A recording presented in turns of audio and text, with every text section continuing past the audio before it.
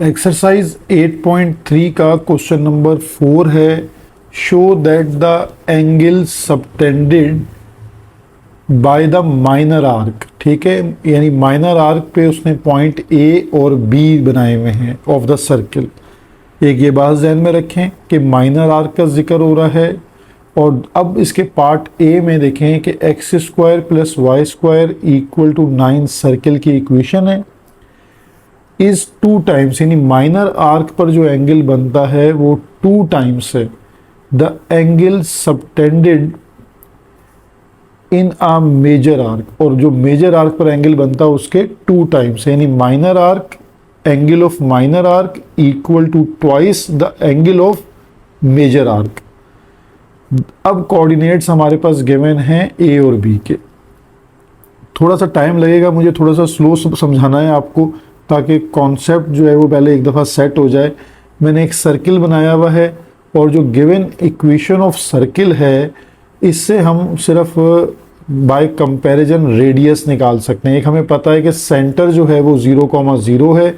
एक यहाँ से हमें ये पता लग जाता है कि जो h, k यानी सेंटर के पॉइंट्स हैं वो क्या बन जाएंगे 0,0। ठीक है, ये चीज़ क्लियर है। और दूसरा जब हम इसको कंपेयर करते हैं तो आर स्क्वायर इक्वल टू 9 लिया जाएगा और फिर आफ्टर स्क्वायर रूट आर की वैल्यू हमारे पास आ जाएगी 3। -3 लिखने की ज़रूरत नहीं है, रेडियस हमेशा पॉजिटिव होता है।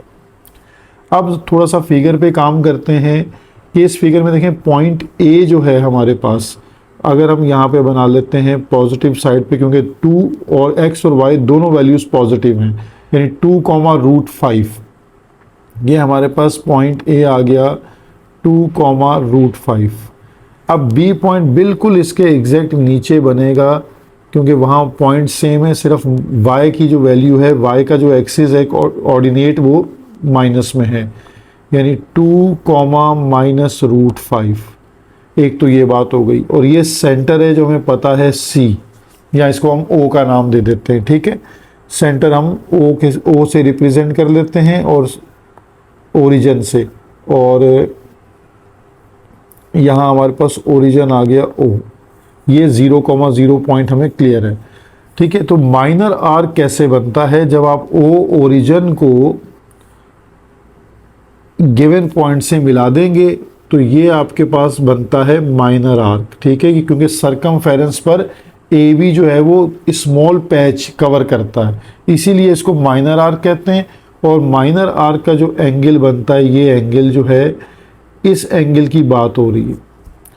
अब इसी के साथ ज़रा आप अगली बात समझें कि अगर मैं इस तरह इस लाइन को यहाँ ज्वाइन कर देता हूँ और इस लाइन को यहाँ ज्वाइन करता हूँ तो ये बनता है major arc. Rest part of circumference जो होता है वो कहलाता है मेजर आर्क। तो इसको मेजर आर्क, ये एंगल जो है इसकी बात हो रही है कि ये वो एंगल है जो मेजर आर्क पे बनता है। ठीक है, इसको सरकम एंगल भी कहते हैं, यानी अब ये जो एंगल है इसको आप सेंट्रल एंगल कहते हैं। ठीक है, ये नाम याद रखें कि ये कहलाता है सेंट्रल एंगल। और ये जो एंगल हमने जिसकी बात की इसे कहा जाता है सरकम एंगल। ठीक है, ये अब आपको थ्योरम भी एक याद आ रहा होगा। अगर आप इसको थोड़ा सा रिवाइज करना चाहें तो क्लास 10 और चैप्टर नंबर 12 का पहला थ्योरम है ये। ठीक है, कि सेंट्रल एंगल जो होता है, यानी वहाँ हम ये रीड करके आ रहे थे कि central angle equal to twice of circum angle. ठीक है, ये इसकी स्टेटमेंट बनती है जो हमें प्रूफ करने के लिए भी गिवन है। तो सेंट्रल एंगल यानी ये एंगल जो है वो 2θ और ये एंगल जो है वो जस्ट थीटा है, अगर तो वो सेंट्रल एंगल हो जाता है 2θ। अब मेन बात रह जाती है कि सी का पॉइंट क्या होगा, यानी अगर ये पॉइंट सी लेट कर दिया जाए तो इसका कोऑर्डिनेट क्या होगा। देखें, ओ से लेकर ए तक का डिस्टेंस भी रेडियस है, ओ से बी तक भी रेडियस है और ओ से सी तक भी रेडियस है। बिल्कुल सीधी सी बात है ना, आपको क्लियर हो रही है पिक्चर में बात कि जो रेडियस है वो हमें पिक्चर के या फिगर के लिहाज से हम उसको कह सकते हैं ओ ए, ओ बी और ओ सी। ये सारे रेडियस हैं और रेडियस हमारे पास इक्वल टू क्या आ रहा है 3। तो इसका मतलब हुआ सी का कोऑर्डिनेट जो एक्स एक्सिस पे बन रहा है वो 3,0, क्योंकि वाई तो वहाँ बन ही नहीं रहा, वाई क्योंकि एक्स एक्सिस पे इंटरसेप्ट हो रहा है, तो सी के कोऑर्डिनेट यहाँ से बन गए 3,0। अब हम मतलब मेन सारी चीज़ हमारा टास्क यहाँ फिगर वाइज कंप्लीट है। अब आपको मैं सिर्फ इसका कॉन्सेप्ट ये बता रहा हूँ कि हमने टेंजेंट थीटा का फॉर्मूला पढ़ा था। अगर हमारे पास, अगर हम सर्कम एंगल की बात करते हैं, यानी पहले मैं वन बाय वन इस तरह आपको समझाता हूँ कि हम सर्कम एंगल की बात कर रहे हैं और सर्कम एंगल को हम रिप्रेजेंट करेंगे, मैथमेटिकल सिंबल उसका बन जाएगा, ये एंगल का साइन कहलाता है ACB। ये सर्कम एंगल, ये जिन दो लाइंस के बीच में बन रहा है उन दोनों लाइंस के आप स्लोप कैलकुलेट कर लें, यानी स्लोप ऑफ AC और स्लोप ऑफ BC। ठीक है, तो इससे मसला हमारा क्लियर हो जाएगा। तो स्लोप हमें चाहिए, slopes of AC and BC, ये दो लाइनों के स्लोप्स हमें कैलकुलेट करने हैं। ठीक है, और स्लोप का आपको पता है कि फॉर्मूला जब पॉइंट्स गिवन होते हैं तो y2 minus y1 divided by x2 minus x1 use हो रहा होता है। तो यहाँ पर आपके पास अब A और C के पॉइंट्स आपको चाहिए, ठीक है, और B और C के पॉइंट्स चाहिए। यानी A के पॉइंट्स हमारे पास जो हैं वो थे 2,5 और C के पॉइंट हमने निकाले हैं 3,0। अच्छा, ये -3,0 होगा क्योंकि ये माइनस एक्स एक्सिस पर आ रहा है ना, तो एक्सिस की वजह से साइन आपको यूज़ करना पड़ेगा यहाँ माइनस। तो यह हमारे पास -3 जो है वो इसका साइन यूज़ हो जाएगा, -3,0। ये A और C के पॉइंट आ गए। B के पॉइंट हमारे पास था 2, -√5 और C अगेन हमारे पास -3,0। तो x1 और y1 सेम लॉजिक के साथ x2 और y2 एज इट इज़। फिर हमारे पास यहाँ पर x1 और y1 और x2 और y2। तो अब देखें, इसमें अगर हम इस स्लोप को AC के स्लोप को, जो स्लोप ऑफ AC है, कैलकुलेट करते हैं तो हमारे पास क्या बन जाता है, y2 माइनस y1, तो 0 -√5 और x2 माइनस x1 -3 -2। तो स्लोप ऑफ AC लाइन बन जाएगा -√5 डिवाइडेड बाय -5। ठीक है, अब इसमें एक तो माइनस साइन कैंसिल हो जाएगा, दूसरा हम इसको अगर रैशनलाइज कर लेते हैं, ठीक है, माइनस माइनस तो प्लस हो जाएगा, यानी माइनस साइन कैंसिल हो जाएगा। इसकी एक आसान कंडीशन ये है रैशनलाइज की, तो उसमें आप इसको 5 को एज इट इज़ लिख कर √5 से मल्टीप्लाई एंड डिवाइड करवा दें।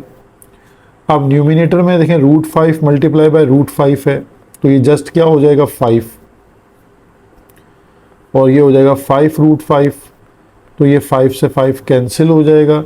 तो हमारे पास स्लोप ऑफ AC जो है वो 1/√5 बन जाएगा।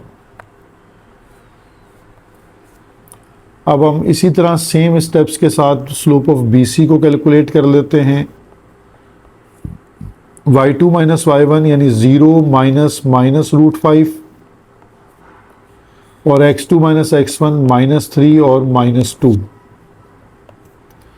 तो ये +√5 और माइनस प्लस आपके पास माइनस का जस्ट 5 बन जाएगा, और इसको हम रैशनलाइज करेंगे तो ये हमारे पास माइनस का 1/√5 बन जाएगा। ठीक है, ये स्लोप ऑफ हमने BC भी कैलकुलेट कर लिया।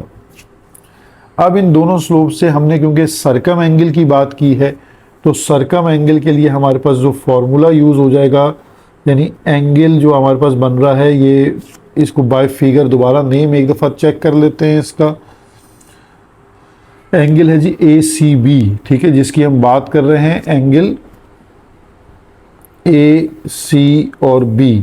तो ये आपके पास एंगल टेंजेंट थीटा का फॉर्मूला है। अब आपको पता है कि इसको कैसे यूज़ करते हैं, MAC माइनस M हमारे पास दूसरे ने BC। अच्छा, अगर कोई बच्चा यहाँ कंफ्यूज हो रहा होगा, सर आपने MAC क्यों पहले लिखा है, तो ये कोई कंफ्यूजन नहीं है, आप MBC भी पहले लिख सकते हैं। ठीक है, वो उसमें माइनस का एक चेंज आता है तो वो एरर काउंट नहीं होता। MAC minus MBC divided by 1 plus product of MAC और एम बी सी। इनमें आप अपनी वैल्यूज़ को पुट कर लें, ठीक है। ये फार्मूला अब हमारे पास यहाँ से एंगल ए सी बी अब हम कैलकुलेट करेंगे, ठीक है। ये हमारा एंगल सरकम एंगल कैलकुलेट हो जाएगा यहाँ से, tangent theta as it is, यानी आप थीटा की जगह पे मैं अगले स्टेप में ना ए सी बी को, बल्कि यहाँ इस तरह इस स्टेप को लिख देता हूँ तो आपको ज़्यादा अच्छे से बात समझ आएगी कि टेंजेंट थीटा में जहाँ थीटा लिखा हुआ है वहाँ पर आप एंगल ए सी बी को यूज़ कर लें, ठीक है, एज इट इज़। अच्छा, एम ए सी स्लोप आपके पास 1/√5 है माइनस, और एम बी सी का स्लोप है -1/√5 डिवाइडेड बाय 1 + 1/√5 और -1/√5, ठीक है। अब हमारे पास ये कैलकुलेशन बन जाएगी। अगर हम एलसीएम ले लेते हैं ऊपर तो √5 हमारा एलसीएम आ जाएगा, और 1 + 1 और डिवाइडेड बाय, नीचे भी अगर हम एलसीएम लेते हैं लेकिन नीचे पहले मल्टीप्लाई कर लेते हैं, प्लस माइनस माइनस, 1 1 ज़ा 1 और √5 × √5, देखें ना इसकी बात कर रहा हूँ मैं, √5 × √5, तो ये जस्ट क्या हो जाएगा 5।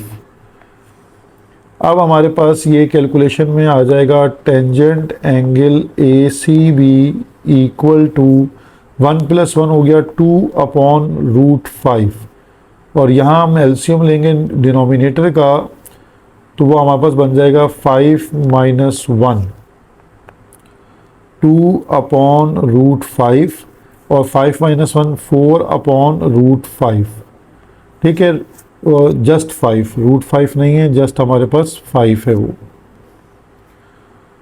ठीक है। अब इसको न्यूमिनेटर यानी फ्रैक्शंस को हमने कैसे डील करना है कि A C B as it is, तो आपको इसको रेसिप्रोकल कर लें। तो यहाँ ऐसे लिखने कुछ बच्चों को कन्फ्यूजन होती है, इस डिवाइड के साइन को मल्टीप्लाई में चेंज कर दें, तो मल्टीप्लाई में चेंज कर दें 5/4। तो अब इसको सिंप्लीफाई कर लें, 2 1 ज़ा 2, 2 2 ज़ा 4, तो आपके पास आ जाएगा 5/2√5। ये इसका एंगल बन रहा है। इसको भी मैं रैशनलाइज कर सकता हूँ, रैशनलाइज करूँगा तो ये आपके पास बन जाएगा, यानी √5 से जब मल्टीप्लाई एंड डिवाइड कर लूँगा तो ये जस्ट बन जाएगा आपके पास √5/2, ठीक है। तो आपने इस वक्त इसको ये याद रखना है कि ये एंगल बन रहा है tangent angle A C B, ये आ गया √5/2। अब हमारे पास जो दूसरा एंगल है वो है सेंट्रल एंगल। अब हम उसकी बात करते हैं कि जो सेंट्रल एंगल है वो कैसे हमने कैलकुलेट करना है। सेंट्रल एंगल को हम रिप्रेजेंट कर रहे हैं एंगल ए ओ बी के साथ, ठीक है। तो ये हमारा सेंट्रल एंगल यहाँ से कैलकुलेट होगा।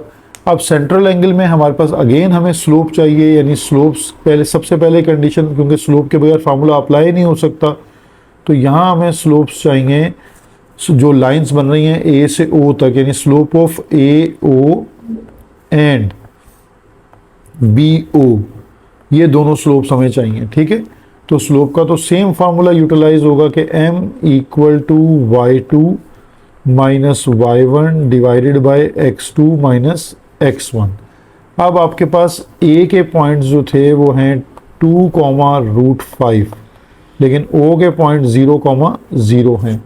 इसी तरह b के पॉइंट्स आपके पास 2, -√5 हैं, और o के पॉइंट 0, हैं। तो आपके पास स्लोप आ जाएगा MAO, स्लोप जो है y2 - y1, यानी 0 -√5 डिवाइडेड बाय x2 - x1, 0 - 2। तो ये सिंपली आपके पास बन जाता है MAO √5/2। इसी तरह हम MBO को कैलकुलेट कर लेते हैं, 0 -√5 y2 - y1 और x2 - x1। तो ये MBO बन जाएगा आपके पास माइनस माइनस प्लस होके ऊपर न्यूमिनेटर में जस्ट √5 और डिनोमिनेटर में -2, ठीक है। तो ये AO और BO जब दोनों स्लोप आ जाएं तो यहाँ पर भी आप टेंजेंट थीटा, जहाँ थीटा यूज़ करना है वहाँ आप सेंट्रल एंगल AOB यूज़ कर सकते हैं, ठीक है।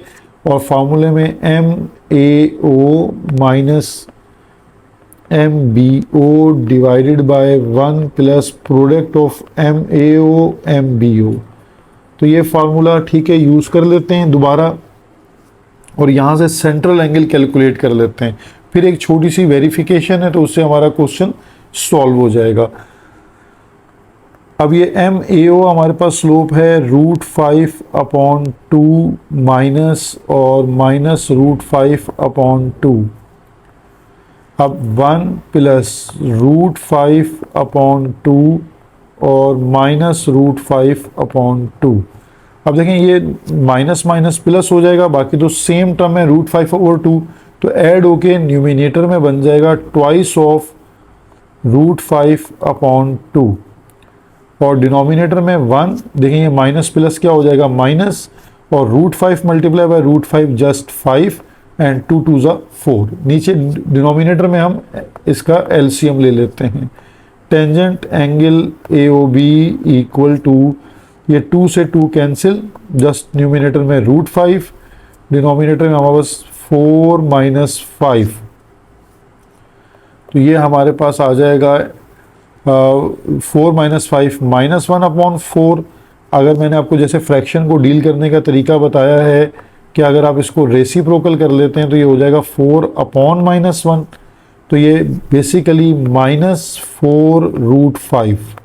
ये हमारे पास सेंट्रल एंगल AOB आ गया। ठीक है, अब इसको वेरीफाई आपने कैसे करना है, यानी ये हमारे पास सेंट्रल एंगल है AOB और जो इससे प्रीवियस हमारे पास जो है वो सरकम एंगल था वो है √5/2।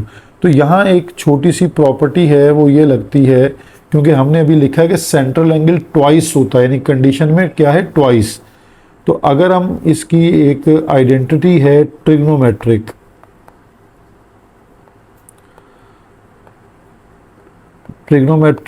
आइडेंटिटी अब हम यूज़ करते हैं वो है टेंजेंट 2 थीटा का फॉर्मूला आपने पढ़ा था, 2 टेंजेंट थीटा और 1 माइनस टेंजेंट स्क्वायर थीटा। ठीक है, ये आपने इसकी प्रॉपर्टी पढ़ी थी। अब ये टेंजेंट 2 थीटा देखें, जहाँ एंगल डबल एंगल है, ये क्या रिप्रेजेंट कर रहा है, ये रिप्रेजेंट कर रहा है आपका सेंट्रल एंगल। ठीक है, सेंट्रल एंगल, और जहाँ थीटा आ रहा है वहाँ पे अगर मैं इसको आपको लिख के दिखाता हूँ, देखेंगे जो जहाँ 2 थीटा है ये आपका सेंट्रल एंगल है AOB। ठीक है, तो अगर हम इसकी जगह पर, मैं आपको आइडेंटिटी ज़रा थोड़ा सा अच्छे से समझ आ जाएगी।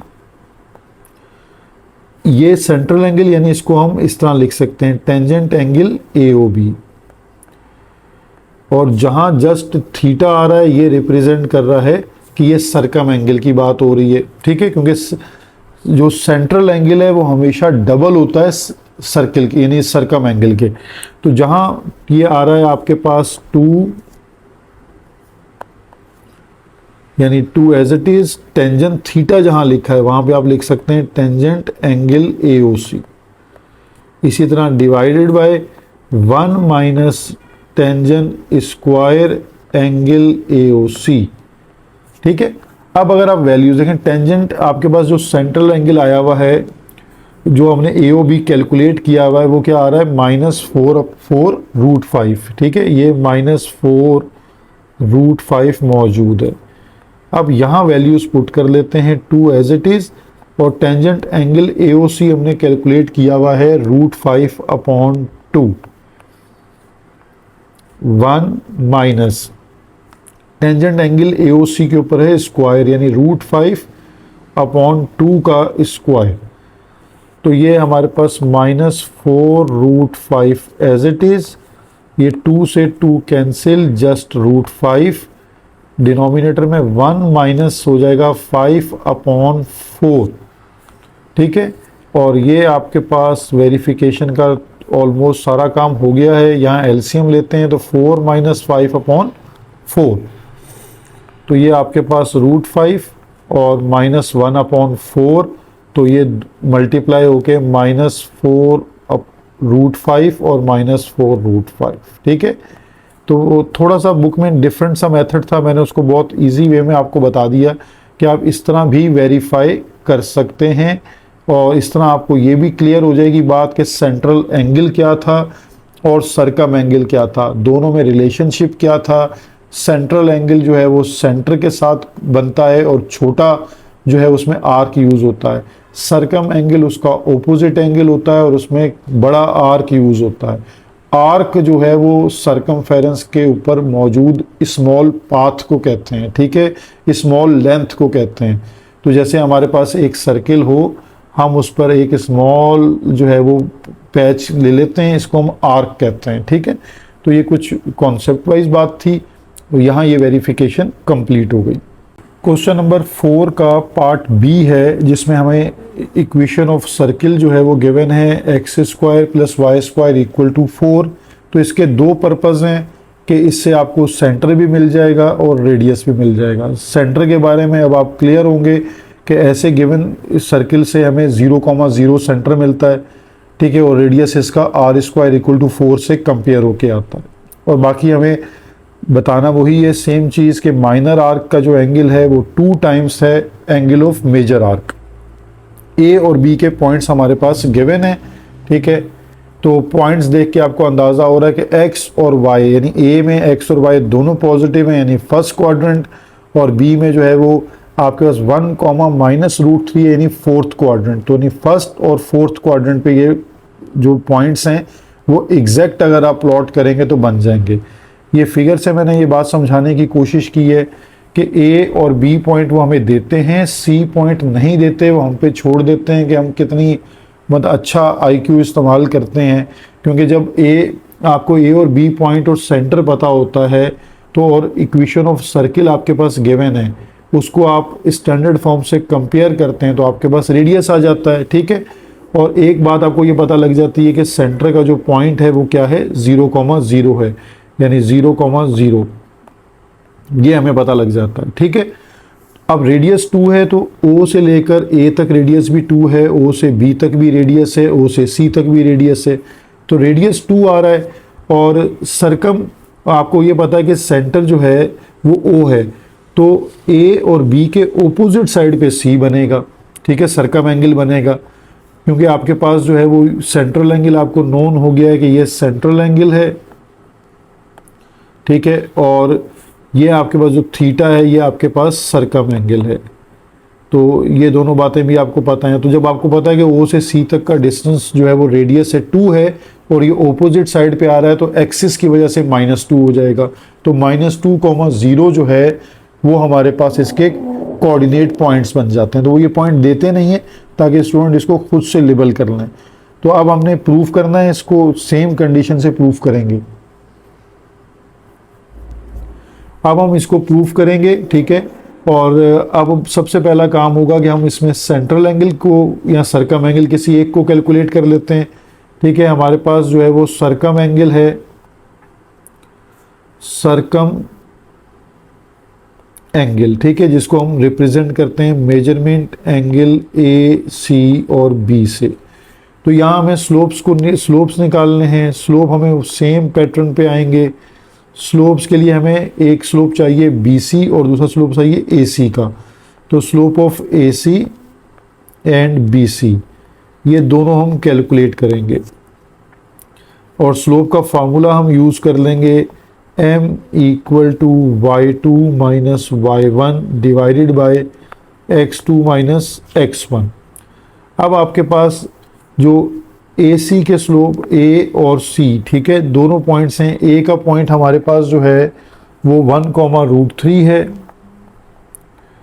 और C सेंटर हमने अभी निकाल लिया है। सेंटर के कोऑर्डिनेट बन रहा है हमारे पास -2,0, ठीक है, A और C पे लग जाएगा। इसी तरह B हमारे पास है 1, और C सेंटर है -2,0। तो अब हमने ये बार बार प्रैक्टिस कर ली है कि ये x1 y1 और ये x2 y2। इसी तरह B के पॉइंट x1 और y1 और x2 और y2 दोनों पे फार्मूला कैलकुलेट कर लेते हैं, ठीक है। तो MAC स्लोप जो है वो हमारे पास y2 - y1 0 -√3 और x2 - x1 -2 और -1। तो ये -√3 अपॉन -3, माइनस माइनस कैंसिल हो जाएगा और रैशनलाइज होके ये आंसर आ जाएगा 1/√3। ये आ गया हमारे पास स्लोप ऑफ AC। सिमिलरली अब हम स्लोप ऑफ BC को कैलकुलेट करते हैं, y2 माइनस y1, तो 0 माइनस माइनस प्लस √3 हो जाएगा और x2 माइनस x1 -2 और -1, तो ये √3 अपॉन -3 हो जाएगा। तो ये माइनस का हमारे पास रैशनलाइज होके 1/√3 आ जाएगा। जब दोनों स्लोप आपके पास आ जाएंगे तो ये आपको सर्कम एंगल मिलेगा, यानी टेंजेंट थीटा का जो फॉर्मूला है पहले वो लिख लेते हैं हम। असल फार्मूला होता है m1 minus m2 1 plus product of m1 m2। तो आपने इसके अंदर अरेंजमेंट पे परेशान नहीं होना, ठीक है, उसको टेंशन नहीं लेनी। टेंजेंट थीटा, हम थीटा कैलकुलेट कर रहे हैं जिसको हमने लिखा हुआ है एंगल हमारे पास है ACB, और m1 की जगह पर हम MAC रखेंगे और m2 की जगह पर MBC स्लोप आ जाएगा। 1 प्लस MAC और MBC, ठीक है। ये दोनों स्लोप्स हम अब जो वैल्यूज़ हमने निकाली हुई हैं ये पुट कर देते हैं।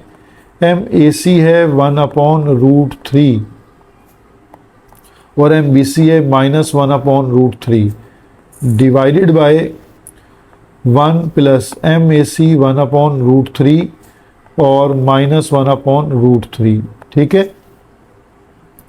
अब हम इसकी सिंप्लीफिकेशन करते हैं तो हमारे पास न्यूमिनेटर में देखें माइनस माइनस प्लस हो जाएगा, तो 1/√3 1/√3 प्लस होके हो जाएगा 2/√3 डिवाइडेड बाय 1। ये प्लस माइनस क्या हो जाएगा, माइनस 1 1 ज़ा 1 और √3 इंटू √3 हो जाएगा जस्ट 3। तो आपको एक दफ़ा डिनोमिनेटर का एलसीएम लेना है, तो 3 माइनस 1, तो 3 माइनस 1 हमारे पास क्या आ जाएगा 2/3। अगर इसको अब आप रेसिप्रोकल कर लें, tangent angle ACB equal to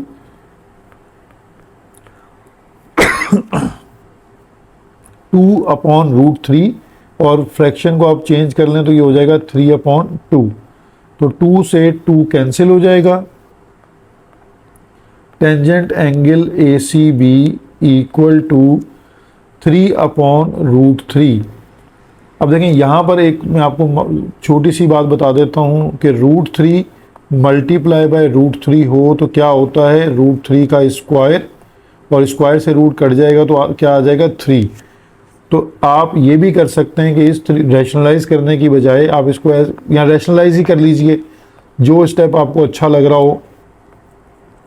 यानी मैं इस 3 को ऐसे लिख सकता हूँ √3 मल्टीप्लाई बाय √3, तो ये इस तरह एक √3 कैंसिल हो जाएंगे ऊपर नीचे न्यूमिनेटर डिनोमिनेटर में। तो ये जस्ट हमारे पास एंगल आ जाएगा टेंजेंट सर्कम एंगल ACB हमने कैलकुलेट कर लिया, वो आ रहा है √3। अब हमें सेंट्रल एंगल को कैलकुलेट करना है, ठीक है। तो सेंट्रल एंगल हमारे पास जो है सेंट्रल एंगल, ठीक है, जिसको हम रिप्रेजेंट करते हैं मेजरमेंट एंगल AOB से। तो यहाँ हमें पहले स्लोप चाहिए होंगे, ठीक है। तो हम यहाँ पर भी हमारी वर्किंग में पहली चीज़ हमारे पास स्लोप्स आ जाएगी। Slopes of OA and OB, ये दोनों स्लोप्स हमें नीड हैं। तो स्लोप का फार्मूला सेम रहेगा, m equal to y2 minus y1। ये जो मैं आपको प्रेजेंटेशन के स्टेप्स बता रहा हूँ ना, ये सारे ये हमारी फेडरल बोर्ड की रूब्रिक्स की चेकिंग का हिस्सा है। अगर आप इससे कम स्टेप्स पे जाते हैं और कुछ स्टेप्स आप कहते हैं डायरेक्ट कर लेते हैं, तो वो आपके नंबर डिडक्शन होती है, नंबर कटते हैं, उस पर नंबर माइनस हो जाते हैं, ठीक है। तो स्टेप्स को कोशिश कीजिएगा कि आप अच्छे से फॉलो करें। अच्छा, अब हमारे पास जो है वो स्लोप हम m जो है वो OA कैलकुलेट कर लेते हैं, लेकिन हमें पहले OA के कोऑर्डिनेट लिखने हैं, ठीक है। तो पहले A के कोऑर्डिनेट हमारे पास 1, √3, ठीक है। और O के कोऑर्डिनेट हमारे पास हैं 0,0। इसी तरह B के कोऑर्डिनेट हैं 1, माइनस रूट 3 और 0,0। अब हम इसको पुट कर लेते हैं। MOA के लिए फार्मूला में वैल्यूज पुट करते हैं y2 माइनस y1 तो 0 माइनस रूट 3 और x2 माइनस x1 तो 0 माइनस 1, तो ये जस्ट सिंप्लीफाई होके आ जाएगा रूट 3। इसी तरह MOB को हम सॉल्व कर लेते हैं y2 minus y1 0 plus root 3 और x2 माइनस x1 0 माइनस 1, तो ये हमारे पास MOB आ जाएगा माइनस रूट 3 और MOA आ गया था प्लस का रूट 3। ठीक है, अब ये दोनों के लिए हम फॉर्मूला यूज़ कर लेते हैं। टेंजेंट देखें यहाँ पे 2 थीटा होता है, यानी अगर आप, मैं थोड़ा सा एक स्टेप यहाँ और आपको एक्सप्लेन कर देता हूँ तो आपको और आसानी हो जाएगी। देखें फार्मूला आप लिखेंगे tangent theta M1 minus M2 1 plus M1 M2।